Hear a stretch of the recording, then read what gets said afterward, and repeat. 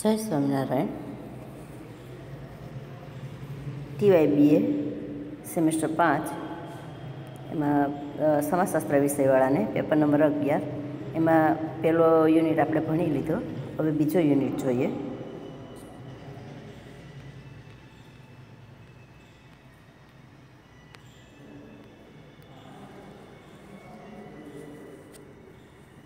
બીજો unit August કોન્તનો છે.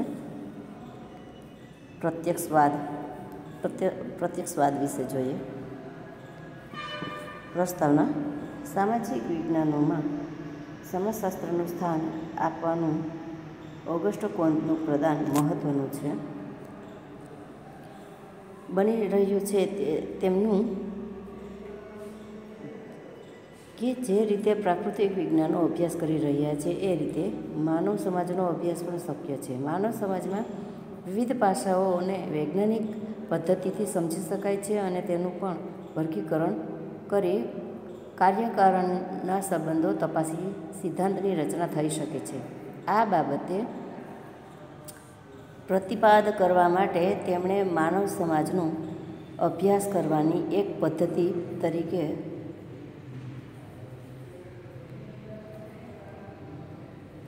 તરીકે પ્રત્યક્ષવાદનો ખ્યાલ રજૂ કર્યો છે.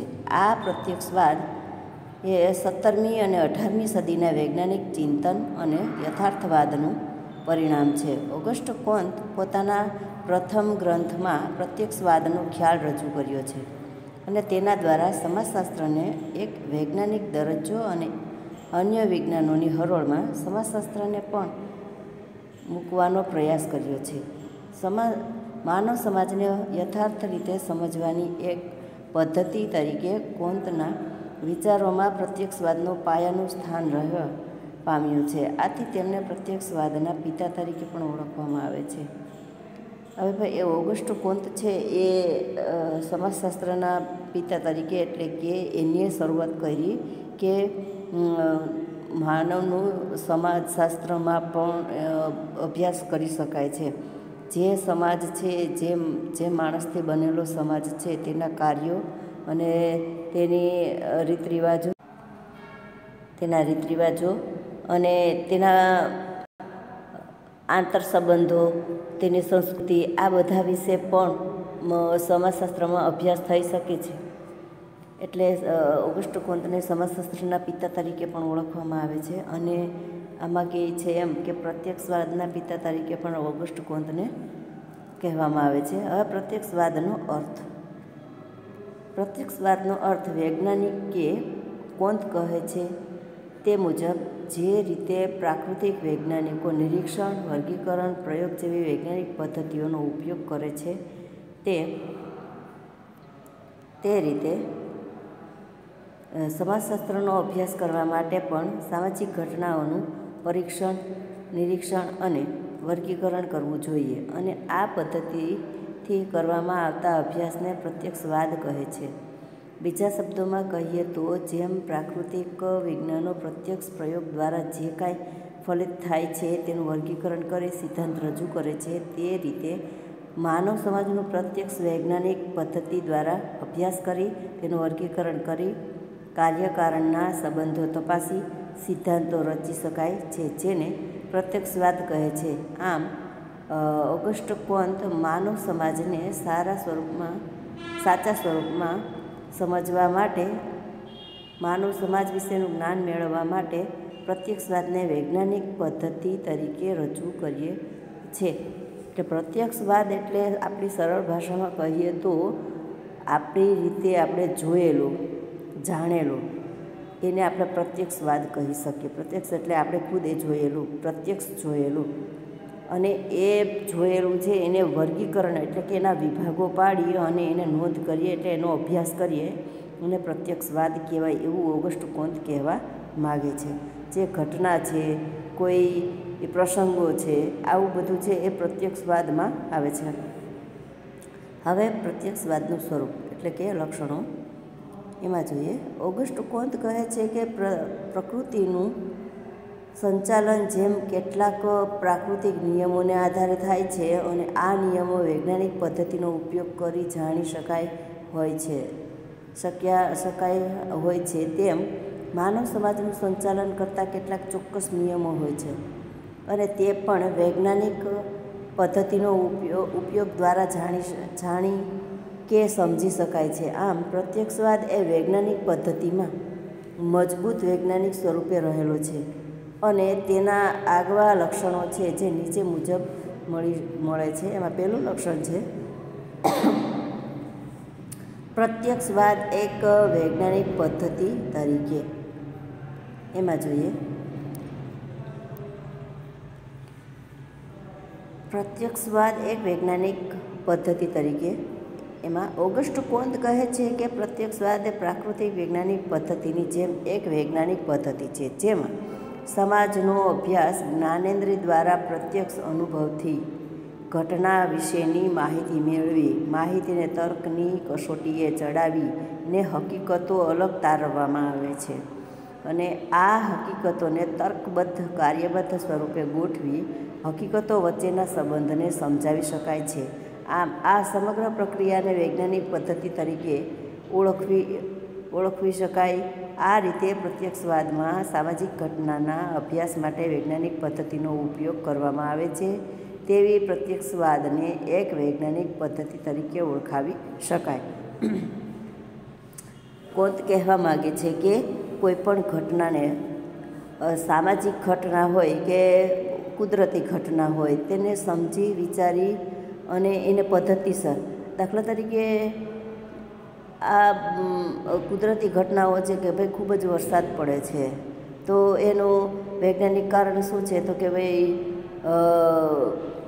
ભૌગોલિક દ્રષ્ટિએ એના વૈજ્ઞાનિક કારણો દર્શાવવામાં આવે છે. પણ સમાજની અંદર કોઈ એક જ વસ્તુ ઉપર એવી ઘટના બનતી હોય કે એ આસપાસના પ્રદેશમાં એ સમસ્યારૂપ હોય તો એને પહેલાં એનો નિરીક્ષણ કરે છે, એનો પ્રત્યક્ષ રીતે નિરીક્ષણ કરી અને પછી એ નિરીક્ષણ ઉપરથી એના વિભાગો પાડે છે અને પછી એ વિભાગો દ્વારા એને તર્કબદ્ધ કરી, એટલે કે એનો તર્ક કરે કે આ કઈ રીતે થયું, શું કામ થયું, આવી રીતે તર્ક કરી અને એના વિભાગો પાડી અને એને અભ્યાસમાં નોંધણી કરવામાં આવે છે.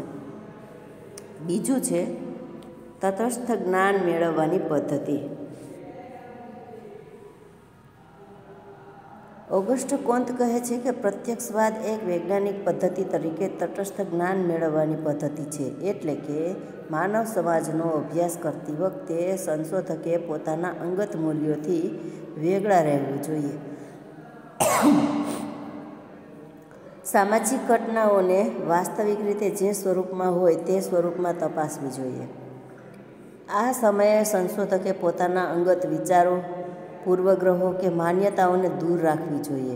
માહિતીને વારંવાર ચકાસતી રહેવી જોઈએ. આધાર પુરાવા વગેરેની માહિતી કે હકીકતોનો સ્વીકાર ન કરવો જોઈએ. આમ સંશોધકે સામાજિક ઘટનાઓનો અભ્યાસ કરતી વખતે પ્રત્યક્ષ નિરીક્ષણ દ્વારા જે વાસ્તવિક બાબત છે તેને જ ધ્યાનમાં રાખવી જોઈએ.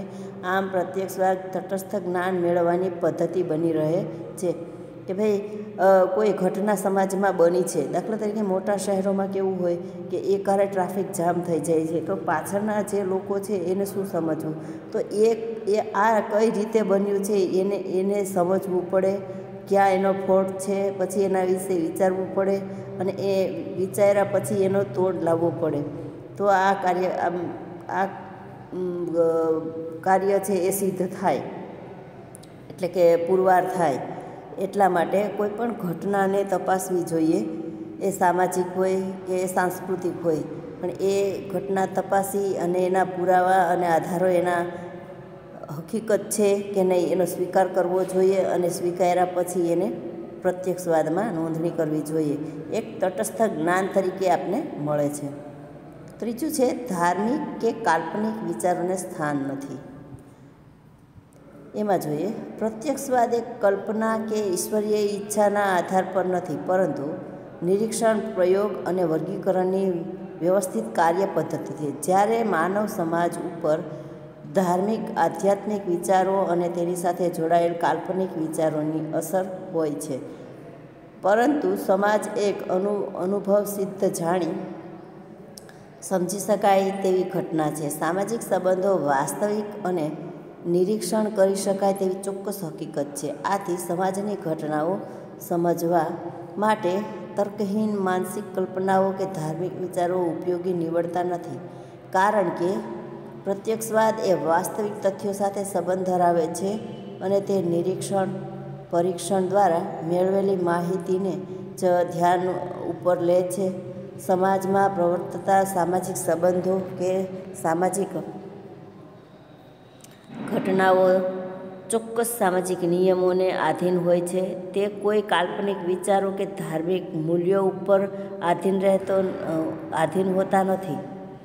એટલે કે જે સામાજિક ઘટનાઓ છે, દાખલા તરીકે કોઈ એમ કહે છે કે ભાઈ અમારી આજુબાજુમાં કોઈ એવી વસ્તુ મળી આવી છે કે જે પુરાતત્વને આધારિત છે, પણ સમાજશાસ્ત્રીઓ છે એ વસ્તુ કદાચ લે, એ પુરાતત્વીઓને લોકોને બોલાવી અને એ પુરવાર કરે છે કે આ નવું છે કે જૂનું છે, અને એની ઉપર વિચાર વિમર્શ કરે છે, એને પૂરી રીતે તપાસે છે અને પછી નિર્ણય લે છે કે આ કેટલા સમય જૂનું છે, આ ક્યાંથી આવ્યું, એ સમયનો ઇતિહાસ કદાચ ખોલીને પણ એ જોઈ શકે છે કે ભાઈ આ કોની દેન છે એમ. એટલે પૂરી રીતે ચકાસીને જ પછી આગળ વધે છે. ચોથું છે વાસ્તવિક તથ્યો સાથે સંબંધિત. ઓગસ્ટો કોન્ત કહે છે કે પ્રત્યક્ષવાદ વાસ્તવિક તથ્યોને જ ધ્યાનમાં લે છે. એટલે કે જ્ઞાનેન્દ્રિય દ્વારા જે પ્રત્યક્ષ અનુભવ થઈ શકે છે તે જ વાસ્તવિક તથ્યો છે. આમ અનુભવજન્ય અને સ્પષ્ટ જે છે તે વાસ્તવિકતાને ધ્યાનમાં લઈ પ્રત્યક્ષવાદ અભ્યાસ કરે છે. એટલે કે પ્રત્યક્ષવાદ શું છે તે તપાસે છે, શું હોવા જોઈએ તેની વાત કરતું નથી. કે પ્રત્યક્ષવાદ એટલે કે આપણી સામે, જેમ કાયદા કાનૂનમાં જોઈએ કે ભાઈ કોઈ લોકો એમ કહે છે અદાલતમાં કે ભાઈ એને ભૂત આવીને મારી ગયું એમ, તો પણ એ શક્ય નથી ને. અત્યારની પરિસ્થિતિ પ્રમાણે આપણે પ્રત્યક્ષ જોયેલું છે એ જ માનીએ તો એ શક્ય નથી. કોઈ તર્ક ઉપર એ રીતના વિચારો ન કરી શકાય કે કોઈ કહે અને માની લેવાય, પણ એને પુરવાર કરવા માટે પ્રત્યક્ષ જ્યાં સુધી ન થાય ત્યાં સુધી એ મનાય નહીં. પછી છે જ્ઞાનનો સંચય કરે છે. ઓગસ્ટ કોન્ત કહે છે કે જેમ પ્રાકૃતિક વિજ્ઞાનો પોતાના વિવિધ અભ્યાસો દ્વારા જ્ઞાનનો સંચય કરતું રહે છે, તેમ સમાજશાસ્ત્રમાં પ્રત્યક્ષવાદની પદ્ધતિ દ્વારા ઉત્તરોત્તર જ્ઞાનનો સંચય થાય છે. પ્રત્યક્ષવાદ પદ્ધતિ દ્વારા સમાજશાસ્ત્રમાં રચાયેલા સિદ્ધાંતો કે નિયમો અસ્ત પામતા નથી, પરંતુ તેમાં વૈજ્ઞાનિક પદ્ધતિના અભ્યાસ દ્વારા ઉત્તરોત્તર જ્ઞાનનો સંચય થાય છે અને સમગ્ર સમાજને લગતા સર્વમાન્ય સિદ્ધાંતોને નિયમો રચાય છે. આમ પ્રત્યક્ષવાદ એ જ્ઞાનનો સંચય કરતી એક પદ્ધતિ છે. જ્ઞાનનો સંચય એટલે જ્ઞાનમાં વધારો. અત્યારે ઓગસ્ટો કોન્તથી લઈને અત્યાર સુધીના જે સમાજશાસ્ત્રીઓ છે તે ઓગસ્ટો કોન્તે રચેલો સમાજશાસ્ત્રના નિયમો છે તેમાં ઉત્તરોત્તર વધારો કર્યો, એટલે કે સમાજને એના પ્રત્યે જ્ઞાન અને ફાયદા બંને છે અને એ ઉપર એ આધાર રાખે છે. પછી ચોથું છે માનવતાના ધર્મ તરીકે પ્રત્યક્ષવાદ. ઓગસ્ટ કોન્ત પોતાના પ્રથમ ગ્રંથમાં પ્રત્યક્ષવાદને જ્ઞાન ખાતર જ્ઞાન પ્રાપ્ત કરવાની એક પદ્ધતિ તરીકે દર્શાવે છે, પરંતુ પાછળથી તેમણે પોતાના બીજા ગ્રંથમાં પ્રત્યક્ષવાદને માનવતાના ધર્મનું સ્વરૂપ આપીને માનવ કલ્યાણના સાધન તરીકે રજૂ કર્યો છે. તેમનું કહેવું છે કે સમાજશાસ્ત્રનું ધ્યેય સમાજમાં વિકાસ કરવાનું અને માનવ કલ્યાણ સાધવાનું છે. વૈજ્ઞાનિક જ્ઞાન પ્રાપ્ત કરીને તે જ્ઞાનના આધારે સમાજમાં નૈતિક એકતા સ્થાપીને સમાજનો વિકાસ સાધી શકાય છે. આમ સામાજિક કલ્યાણ માટે જરૂરી બનતા નૈતિક એકતા ઉજળો કરવાના એક સાધન તરીકે પ્રત્યક્ષવાદને રજૂ કર્યો છે. આમ પ્રત્યક્ષવાદ એક વૈજ્ઞાનિક પદ્ધતિ તરીકે માનવ સમાજની ભૌતિક, બૌદ્ધિક અને નૈતિક પ્રગતિ તરીકે ઉપયોગી છે તેઓ રજૂઆત કરે છે.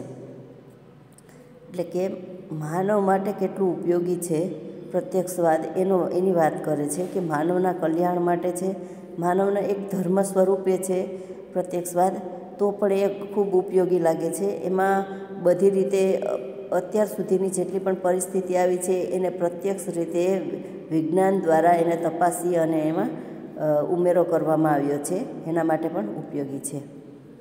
તો આપણો અહીંયા આ પોઈન્ટ પૂરો થાય છે. હવે પછીનો પોઈન્ટ આવતા વિડીયોમાં લેશું. જય સ્વામિનારાયણ.